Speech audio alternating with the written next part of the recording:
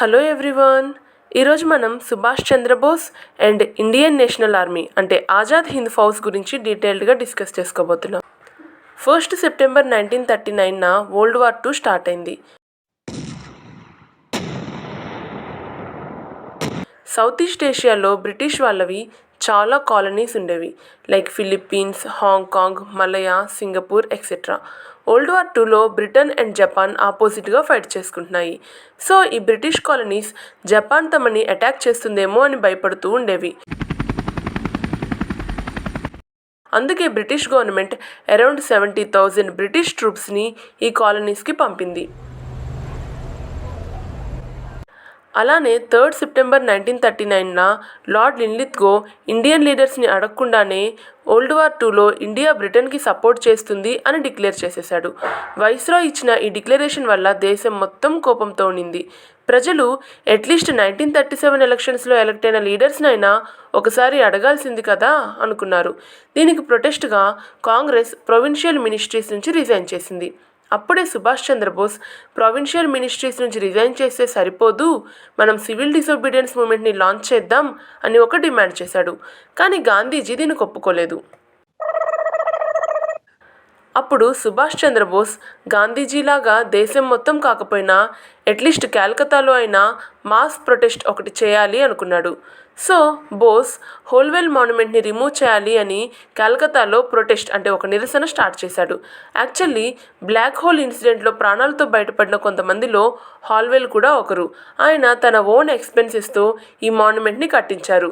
Black hole incident చాలా ఘోరమైన సంఘటన. యాక్చువల్లీ అప్పుడు 146 మెంబర్స్ని ఒక చిన్న రూమ్లో బంధించారు అండ్ వీళ్ళల్లో 126 మెంబర్స్ ఊపిరాడక చనిపోయారు. దీన్ని డీటెయిల్డ్గా మనం బ్యాటిల్ ఆఫ్ ప్లాసీ వీడియోలో కవర్ చేశాం. సో హాల్వెల్ మాన్యుమెంట్తో బ్రిటిష్ గవర్నమెంట్కి ఒక ఎమోషనల్ కనెక్షన్ ఉండేది. సుభాష్ చంద్రబోస్ ఆ మాన్యుమెంట్ని అక్కడి నుంచి రిమూవ్ చేయాలి అని ప్రొటెస్ట్ చేస్తూ ఉన్నాడు. సో ఆబ్వియస్లీ ఈ విషయం బ్రిటిష్ గవర్నమెంట్కి నచ్చలేదు. అందుకే వీళ్ళు సుభాష్ చంద్రబోస్ని తీసుకెళ్లి జైల్లో వేశారు. బోస్ జైల్లో 7 డే హంగర్ స్ట్రైక్ అంటే నిరాహార దీక్షని స్టార్ట్ చేశారు. దీనివల్ల ఆయన ఆరోగ్యం క్షీణించింది. ఇంకా బ్రిటిష్ గవర్నమెంట్ ఆయన్ని జైలు నుంచి ఇంటికి షిఫ్ట్ చేశారు అండ్ ఇంటి చుట్టూ పోలీస్ సెక్యూరిటీ పెట్టారు. అంటే ఇప్పుడు బోస్ని ఇంట్లోనే హౌస్ అరెస్ట్ చేశారనమాట.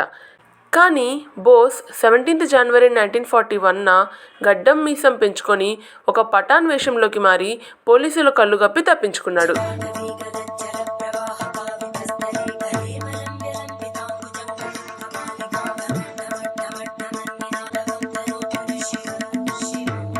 క్యాల్కతా నుంచి స్టార్ట్ అయ్యి పెషావర్కి చేరుకున్నాడు. తర్వాత నార్త్ వెస్ట్ ఫ్రాంటియర్ ప్రావిన్సెస్కి వెళ్ళి అక్కడి నుంచి ఆఫ్ఘనిస్తాన్ అండ్ అక్కడి నుంచి సోవియట్ రష్యా అండ్ రష్యా నుంచి ఇటలీకి అండ్ అక్కడి నుంచి జర్మనీకి చేరుకున్నాడు. ఆ టైంలో జర్మనీలో ప్రిజనర్స్ ఆఫ్ వార్ క్యాంపెయిన్ అంటే జర్మనీ కొందరిని యుద్ధ ఖైదీలుగా బంధించుంటుంది కదా, వాళ్ళలో చాలామంది ఇండియన్ సోల్జర్స్ కూడా ఉన్నారు. అసలు ఈ సోల్జర్స్ ఎక్కడి నుంచి వచ్చారు అని డౌట్ రావచ్చు. బేసిక్గా వీళ్ళు బ్రిటిష్ ఆర్మీలోని సోల్జర్స్. వరల్డ్ వార్ II కారణంగా వీళ్ళని నార్త్ ఆఫ్రికాలో డిప్లాయ్ చేశారు అండ్ యాక్సిస్ పవర్లో జర్మనీ కూడా ఒక కంట్రీ. సో జర్మనీ వీళ్ళని నార్త్ ఆఫ్రికా నుంచి క్యాప్చర్ చేసి ప్రిజనర్స్ ఆఫ్ వార్ అంటే యుద్ధ ఖైదీలుగా తీసుకొచ్చింది. So Subhash Chandra Bose German authorities సాయంతో ఈ ఇండియన్ ప్రిజనర్స్ ఆఫ్ వార్ని ఒక దగ్గరికి చేర్చి వీళ్ళతో ఒక ఆర్మీని ఫామ్ చేశారు. ఈ ఆర్మీ యొక్క మెయిన్ ఎయిమ్ ఇండియా నుంచి బ్రిటిషర్స్ని తరిమి కొట్టడం. ఈ ఆర్మీలో అరౌండ్ 4,500 ఇండియన్ సోల్జర్స్ ఉన్నారు. ఈ ఆర్మీనే ది ఫ్రీ ఇండియన్ లీజియన్ అని అంటారు. అసలు జర్మన్ అథారిటీస్ బోస్కి ఆర్మీని తయారు చేసుకోమని ఎందుకు హెల్ప్ చేస్తున్నారు అని డౌట్ రావచ్చు. యాక్చువల్లీ వరల్డ్ వార్ IIలో బ్రిటన్ అండ్ జర్మనీ ఆపోజిట్గా ఫైట్ చేసుకుంటూ ఉన్నాయి. సుభాష్ చంద్రబోస్ ఒక ఆర్మీని ఫామ్ చేసి బ్రిటన్ పైన అటాక్ చేస్తే లాభం ఎవరికి? అఫ్కోర్స్ జర్మనీకి కూడా లాభమే కదా, బికాస్ వాళ్ళ శత్రువు అప్పుడు వీక్ అవుతాడు. కానీ మధ్యలో బోస్కి జర్మనీ ఇంటెన్షన్స్ మీద డౌట్ వచ్చేటట్లు ఒక 2-3 ఇన్సిడెంట్స్ జరిగాయి. వీటి వల్ల బోస్కి జర్మనీ మీద నమ్మకం తగ్గుతూ వెళ్ళింది. అసలు ఆ సిచ్యువేషన్స్ ఏంటి అనేది చూద్దాం. ఫస్ట్ వన్, అప్పుడు హిట్లర్ రష్యాని ఇన్వేడ్ అంటే ఆక్రమించే ప్లాన్లో ఉన్నాడు. అండ్ సెకండ్ వన్, హిట్లర్ తన ఆటోబయోగ్రఫీలో రాసిన కొన్ని విషయాలు బోస్కి అస్సలు నచ్చలేదు. And third one, Bose and Hitler మధ్య జరిగిన మీటింగ్స్లో కొన్ని విభేదాలు వచ్చాయి. సో అన్నిటికన్నా ముందు ఫస్ట్ పాయింట్ ఏంటంటే హిట్లర్ యొక్క రష్యన్ ఇన్వేజన్ ప్లాన్. బేసిక్గా హిట్లర్ రష్యాని ఆక్రమించే ప్లాన్లో ఉన్నాడు. ఈ ప్లాన్ని వెనక్కి తీసుకోమని నేతాజీ చాలాసార్లు జర్మన్ అథారిటీస్ని కోరాడు.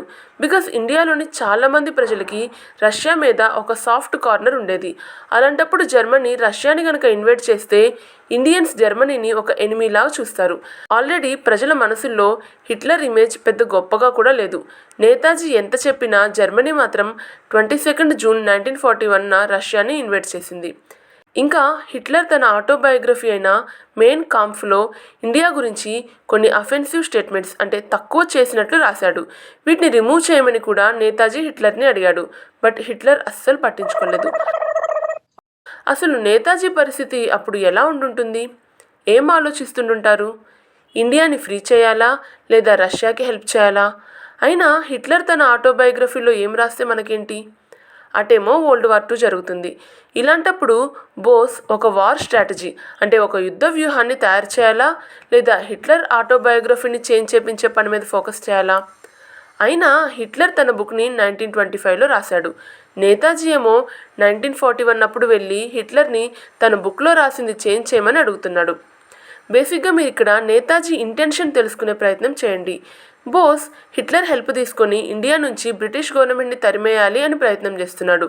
అలాంటప్పుడు ఇండియన్స్ మనసులో జర్మనీ ఆర్ హిట్లర్ పైన నెగిటివ్ ఒపీనియన్ ఉంటే వాళ్ళు తిరిగి నేతాజీ పైనే మండిపడతారు. అసలు మీరు ఎలాంటి వాళ్ళ హెల్ప్ తీసుకుంటున్నారు? ఆ హిట్లర్ కన్నా బ్రిటిషర్సే నయం అని ఇండియన్స్ అనుకోవచ్చు. అండ్ లాస్ట్ వన్, ఈ ఇన్సిడెంట్తో నేతాజీకి హిట్లర్ మీదున్న నమ్మకం పూర్తిగా పోయింది. జర్మన్స్ ఒకవేళ ఇండియా నుంచి బ్రిటిషర్స్ని తరిమేయడానికి హెల్ప్ చేసినా కానీ తర్వాత వీళ్ళే ఇండియాని ఆక్రమించుకోరు అనే నమ్మకం ఏముంది? అంతే కదా. ఈ అనుమానం మొదలయ్యాక బోస్ ఇంకక్కడ ఉండలేకపోయాడు. ఇంకా ఇక్కడ టైం వేస్ట్ చేసుకునే బదులు జపాన్తో మాట్లాడితే మంచిది అనుకున్నాడు. బికాస్ జపాన్ కూడా వరల్డ్ వార్ IIలో బ్రిటన్కి అగెయినిస్ట్గానే ఫైట్ చేస్తుంది. శత్రువుకి శత్రువు మిత్రుడు అవుతాడు కదా. అండ్ ఇండియా విషయంలో Japan attitude and Germany attitude డిఫరెంట్గా ఉండేవి. బోస్కి కూడా జపాన్ మీద కొంచెం ఎక్కువ నమ్మకమే ఉండేది, ఇండియాకి హెల్ప్ చేస్తారు అని. అందుకే బోస్ ఫిబ్రవరి 1943న ఒక సబ్మెరైన్ తీసుకొని జపాన్కి వచ్చేశాడు.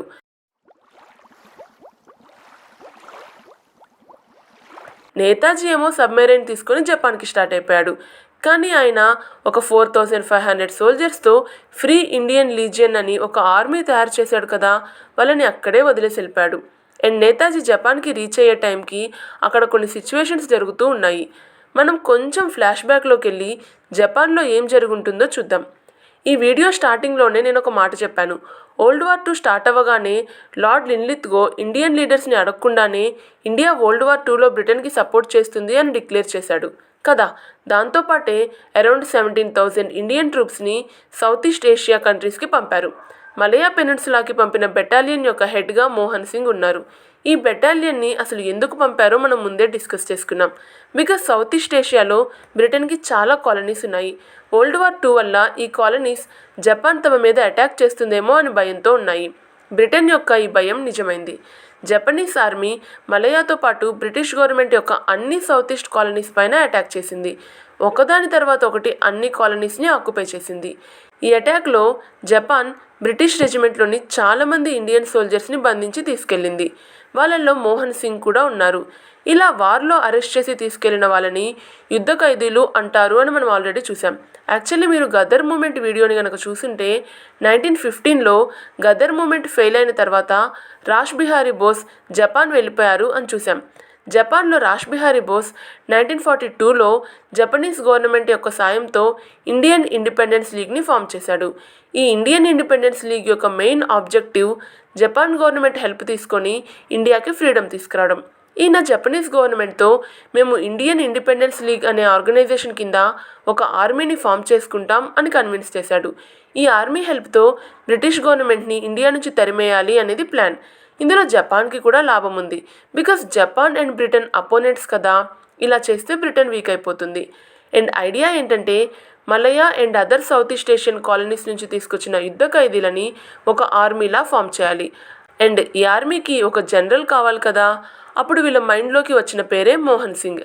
రాష్ బిహారీ బోస్ జపనీస్ ఆఫీసర్ అయిన మేజర్ ఫుజిహరాతో కలిసి మోహన్ సింగ్ని అప్రోచ్ అయ్యాడు. యుద్ధ ఖైదీలందరినీ తీసుకొని ఒక ఆర్మీ ఫామ్ చేయాలనుకుంటున్నాం, దానికి మీ హెల్ప్ కావాలి అని మోహన్ సింగ్ని అడిగారు. మోహన్ సింగ్ ఈ విషయం పైన అంత ఈజీగా డెసిషన్ తీసుకోలేకపోయాడు. బికాజ్ ఆయన 18 ఇయర్స్ నుంచి బ్రిటిష్ గవర్నమెంట్ కోసమే పనిచేస్తూ ఉన్నాడు. ఇప్పుడు ఒక ఆర్మీని ఫామ్ చేసి బ్రిటిషర్స్కి అగెయినెస్ట్గా ఫైట్ చేయమని అడుగుతున్నారు. అంటే ఎవరు ఉప్పు అయితే తిన్నాడో వాళ్ళనే మోసం చేయడం. కానీ ఉప్పు కన్నా దేశం గొప్పది కదా. So finally Mohan Singh Indian national ఆర్మీని ఫామ్ చేయడం స్టార్ట్ చేశాడు. మలేషియా నుంచి 4,000 మంది యుద్ధ ఖైదీలు వచ్చారు. సింగపూర్ నుంచి 40,000 మంది యుద్ధ ఖైదీల్ని తీసుకొని వచ్చారు. ఇంకా మిగతా సౌత్ ఈస్ట్ ఏషియన్ కాలనీస్ నుంచి కూడా చాలా మంది వార్ ప్రిజనర్స్ని తీసుకొచ్చారు. సో అలా ఇండియన్ నేషనల్ ఆర్మీ రెడీ అయింది. అండ్ ఈ ఆర్మీ యొక్క జనరల్ మోహన్ సింగ్. ఈ ఆర్మీనే ఫస్ట్ ఇండియన్ నేషనల్ ఆర్మీ అని అంటారు. కానీ నేతాజీకి జర్మనీ మీద వచ్చిన అనుమానమే ఇటు మోహన్ సింగ్కి జపాన్ పైన వచ్చింది. జపాన్ వాళ్ళు తమ లాభం కోసం ఇండియన్ నేషనల్ ఆర్మీని యూజ్ చేసుకుంటున్నారేమో అని డౌట్ వచ్చింది. ఈ విషయం మీదే మోహన్ సింగ్కి జపాన్ లీడర్స్తో చాలా గొడవలయ్యాయి. ఈ డిసగ్రిమెంట్స్ వల్లే మోహన్ సింగ్ అండ్ జపాన్ మధ్య సంబంధాలు దెబ్బతిన్నాయి. అండ్ అల్టిమేట్గా 29 డిసెంబర్ 1942న మోహన్ సింగ్ని కమాండర్ పొజిషన్ నుంచి తొలగించి జపనీస్ మిలిటరీ ఫోర్స్కి హ్యాండ్ ఓవర్ చేశారు. అండ్ ఈ ఇండియన్ నేషనల్ ఆర్మీని కూడా డిస్బాండ్ చేశారు. యుద్ధ ఖైదీలందరినీ తిరిగి వాళ్ళ క్యాంప్స్కి పంపించేశారు. సో ఇదే ఫ్లాష్ బ్యాక్. ఇప్పుడు 1943లో సుభాష్ చంద్రబోస్ జపాన్కి రీచ్ అయినప్పుడు ఏం జరిగిందో చూద్దాం. సుభాష్ చంద్రబోస్ యొక్క రాకతో ఇండియన్ నేషనల్ ఆర్మీ ఐడియా తిరిగి బలం పుంజుకుంది. అదే సంవత్సరం జూలైలో బోస్ని సింగపూర్లో ఒక మీటింగ్కి ఇన్వైట్ చేశారు. ఈ మీటింగ్లో Rash Bihari Bose Indian independence league యొక్క కంట్రోల్ని సుభాష్ చంద్రబోస్కి ఇచ్చేశారు. బోస్ తన ఎఫర్ట్స్తో మరోసారి ఇండియన్ నేషనల్ ఆర్మీని స్టార్ట్ చేశాడు. నేతాజీ పాపులారిటీ అసలు ఎలా ఉండేదంటే, ఎప్పుడైతే ఇండియన్ నేషనల్ ఆర్మీని నేతాజీ లీడ్ చేస్తున్నారు అని తెలిసిందో, ఇక సౌత్ ఈస్ట్ ఏషియాలోని ఇండియన్ పాపులేషన్ అందరూ దీనికి సపోర్ట్ చేయడం స్టార్ట్ చేశారు. యుద్ధ ఖైదీలే కాదు, చాలామంది సివిలియన్స్ కూడా ఇండియన్ నేషనల్ ఆర్మీలో జాయిన్ అయ్యారు. చాలామంది ఫినాన్షియల్ సపోర్ట్ ఇచ్చారు. So finally Indian national army మరోసారి రెడీ అయిపోయింది. ఇండియన్ నేషనల్ ఆర్మీలో సుభాష్ చంద్రబోస్ ఒక సపరేట్ విమెన్ యూనిట్ని కూడా ఫామ్ చేశారు. దీని పేరే రాణి ఆఫ్ ఝాన్సీ రెజిమెంట్. ఈ రెజిమెంట్కి కెప్టెన్ లక్ష్మీ స్వామినాథన్. ఆ రోజుల్లో ఒక ఆల్ విమెన్ కాంబాట్ స్క్వాడ్ని ఫామ్ చేయాలి అన్న ఆలోచన నేతాజీకే సొంతం. మిలిటరీ హిస్టరీలో ఫస్ట్ టైం ఇలా ఒక ఆల్ విమెన్ స్క్వాడ్ని ఫామ్ చేయడం ప్రపంచంలో ఇదే first time. Indian national army యొక్క ఇంకో స్పెషాలిటీ ఏంటంటే, ఇక్కడ సోల్జర్స్ మధ్య ఎలాంటి భేదభావాలు ఉండేవి కాదు. హిందూ సోల్జర్స్ అయినా ముస్లిం సోల్జర్స్ అయినా అందరినీ ఒకేలా ట్రీట్ చేసేవాళ్ళు. అందరికీ ఒకటే కిచెన్ ఉండేది. కాస్ట్, కలర్, స్టేట్ దేన్ని పట్టించుకునేవాళ్ళు కాదు. అందరూ సమానమే.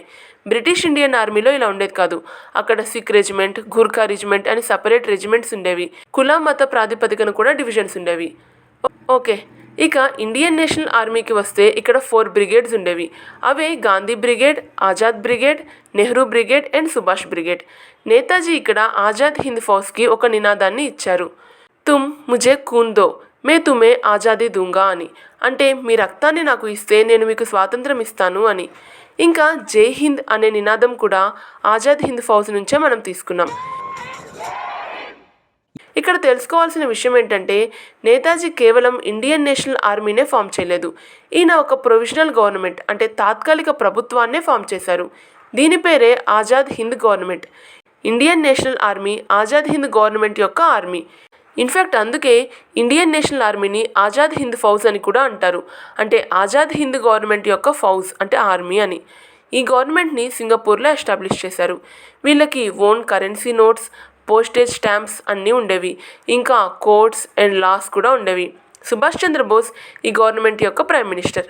ప్రతి గవర్నమెంట్ లాగే ఇక్కడ కూడా చాలామంది మినిస్టర్స్ ఉండేవాళ్ళు. లైక్ ఎస్ఏ అయ్యర్, ఇతను minister of broadcasting and publicity. Minister of ఫినాన్స్గా లెఫ్టినెంట్ కొలనల్ ఏసీ చటర్జీ ఉన్నారు. డిఫరెంట్ పోర్ట్ఫోలియోస్ అండ్ మినిస్ట్రీస్ ఉండేవి. అండ్ ఆజాద్ హింద్ గవర్నమెంట్ని అఫీషియల్ గవర్నమెంట్ ఆఫ్ ఇండియాలా ఒక 9 కంట్రీస్ రికగ్నైజ్ కూడా చేశాయి.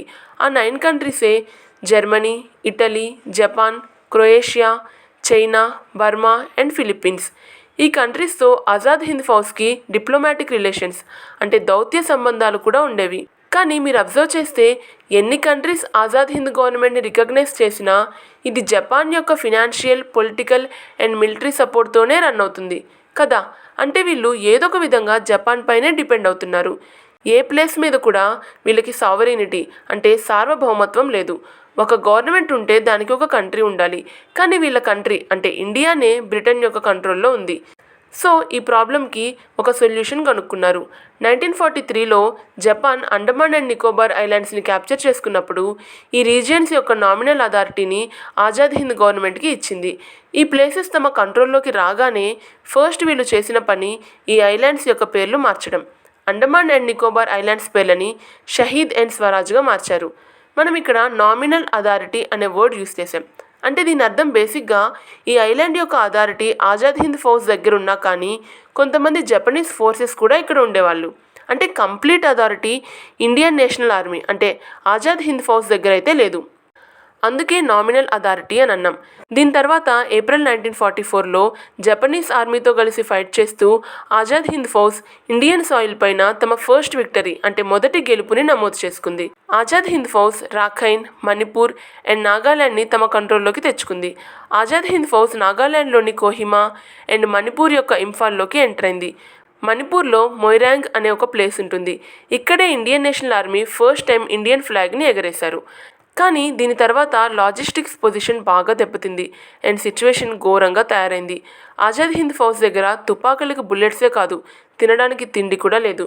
అండ్ కరెక్ట్గా ఇప్పుడే బ్రిటిష్ ఫోర్సెస్ ఈ ఆక్యుపైడ్ ఏరియాస్లో ఎయిర్ రైడ్ చేయడం స్టార్ట్ చేశాయి.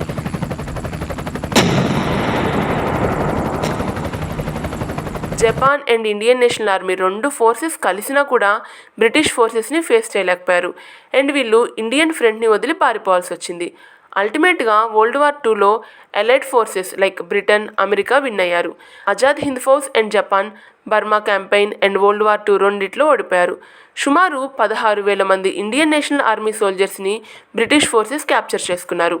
అదే సమయంలో అంటే ఆగస్టు 1945లో నేతాజీ ఒక ప్లేన్ క్రాష్లో చనిపోయారు అనే న్యూస్ వచ్చింది.